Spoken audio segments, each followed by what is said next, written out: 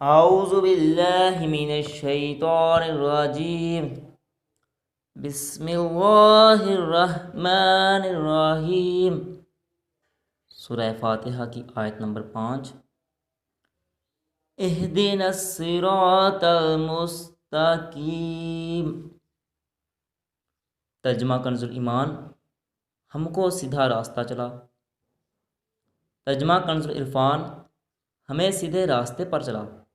تفسیر: اللہ تعالیٰ کی ذات و صفات کی معرفت کے بعد اس کی عبادت اور حقیقی مددگار ہونے کا ذکر کیا گیا، اور اب یہاں سے ایک دعا سکھائی جا رہی ہے کہ بندہ یوں عرض کرے: اے اللہ عز و جل، تو نے اپنی توفیق سے ہمیں سیدھا راستہ دکھا دیا، اب ہماری اس راستے کی طرف ہدایت میں اضافہ فرما اور ہمیں اس پر ثابت قدم رکھ۔ صراط مستقیم کا معنی: صراط مستقیم سے مراد عقائد کا سیدھا راستہ ہے جس پر تمام انبیاء کرام علیہم الصلاۃ والسلام چلے، یا اس سے مراد اسلام کا سیدھا راستہ ہے جس پر صحابہ کرام رضی اللہ تعالیٰ عنہم، بزرگان دین اور اولیاء اعظام رحمۃ اللہ تعالیٰ علیہم چلے، جیسا کہ اگلی آیت میں موجود بھی ہے۔ اور یہ راستہ اہل سنت کا ہے کہ آج تک اولیاء کرام رحمۃ اللہ تعالیٰ علیہم صرف اسی مسلک اہل سنت میں گزرے ہیں، اور اللہ تعالیٰ نے انہی کے راستے پر چلنے اور انہی کے ساتھ ہونے کا فرمایا ہے۔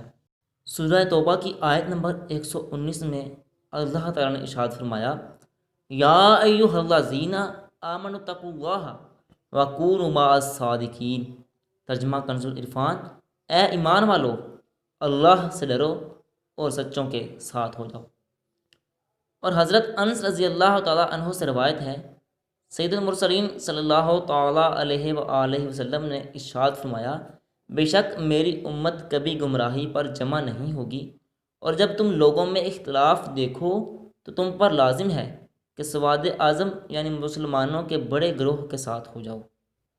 حضرت عبداللہ بن عمر رضی اللہ تعالیٰ عنہما سے روایت ہے، نبی اکرم صلی اللہ تعالیٰ علیہ وآلہ وسلم نے ارشاد فرمایا: بنی اسرائیل 72 فرقوں میں تقسیم ہو گئے تھے، اور میری امت 73 فرقوں میں تقسیم ہو جائے گی، ان میں سے ایک کے علاوہ سب جہنم میں جائیں گے۔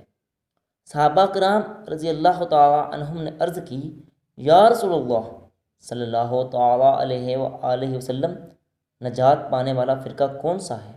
ارشاد فرمایا: وہ اس طریقے پر ہوگا جس پر میں اور میرے صحابہ ہیں۔ ہدایت حاصل کرنے کے ذرائع: یاد رہے کہ اللہ تعالیٰ نے ہدایت حاصل کرنے کے بہت سے ذرائع عطا فرمائے ہیں، ان میں سے چند بیان کروں گا۔ نمبر 1، انسان کی ظاہری باطنی صلاحیتیں جنہیں استعمال کر کے وہ ہدایت حاصل کر سکتا ہے۔ نمبر 2، آسمانوں زمینوں میں اللہ تعالیٰ کی قدرت و وحدانیت پر دلالت کرنے والی نشانیاں جن میں غور و فکر کر کے انسان ہدایت پا سکتا ہے۔ نمبر 3، اللہ تعالیٰ کی نازل کردہ کتابیں، ان میں سے تورات، انجیل اور زبور، قرآن پاک نازل ہونے سے پہلے لوگوں کے لیے ہدایت کا باعث تھیں، اور اب قرآن مجید لوگوں کے لیے ہدایت حاصل کرنے کا ذریعہ ہے۔ نمبر 4، اللہ تعالیٰ کے بھیجے ہوئے خاص بندے انبیاء کرام اور مرسلین اعظام علیہم الصلاۃ والسلام یہ اپنی اپنی قوموں کے لیے ہدایت حاصل کرنے کا ذریعہ تھے، اور ہمارے نبی حضرت محمد مصطفیٰ صلی اللہ تعالیٰ علیہ وآلہ وسلم قیامت تک آنے والے تمام لوگوں کے لیے ہدایت کا ذریعہ ہیں۔ آیت اہدنا الصراط المستقیم سے معلوم ہونے والے احکام: اس آیت سے 3 باتیں معلوم ہوئیں۔ نمبر 1، ہر مسلمان کو اللہ تعالیٰ سے سیدھے راستے پر ثابت قدمی کی دعا مانگنی چاہیے، کیونکہ سیدھا راستہ منزل مقصود تک پہنچا دیتا ہے اور ٹیڑھا راستہ مقصود تک نہیں پہنچاتا۔ اللہ تعالیٰ ارشاد فرماتا ہے کہ عقل والے اس طرح دعا مانگتے ہیں۔ سورہ آل عمران آیت نمبر 8: ربنا لا تزغ قلوبنا بعد اذ ہدیتنا وہب لنا من لدنک رحمۃ انک انت الوہاب۔ ترجمہ کنز عرفان، اے ہمارے رب، تو نے ہمیں ہدایت عطا فرمائی ہے، اس کے بعد ہمارے دلوں کو ٹیڑھا نہ کر اور ہمیں اپنے پاس سے رحمت عطا فرما، بے شک تو بڑا عطا فرمانے والا ہے۔ اور حضرت انس رضی اللہ تعالیٰ عنہ فرماتے ہیں، حضور پر نور صلی اللہ تعالیٰ علیہ وآلہ وسلم کثرت سے یہ دعا فرمایا کرتے تھے، یا مقلب القلوب ثبت قلبی علی دینی کا، اے دلوں کو پھیرنے والے میرے دل کو اپنے دین پر ثابت قدم رکھ۔ تو میں نے عرض کی، یا رسول اللہ صلی اللہ تعالیٰ علیہ وآلہ وسلم، ہم آپ پر اور جو کچھ آپ لائے ہیں اس پر ایمان رکھتے ہیں، تو کیا آپ کو ہمارے بارے میں کوئی خوف ہے؟